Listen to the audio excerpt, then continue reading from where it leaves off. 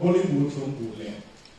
แบบเดียวกับพระพุทธเจ้าคนใดที่มีบุญเกิดสองคณะคนละก็กษัตริย์กับข้า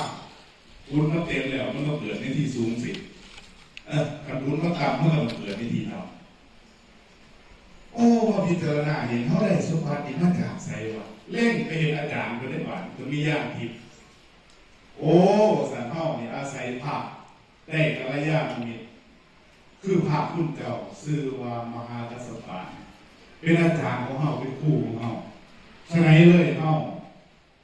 ต้องเฮ็ดกันได้ไม่ใหญ่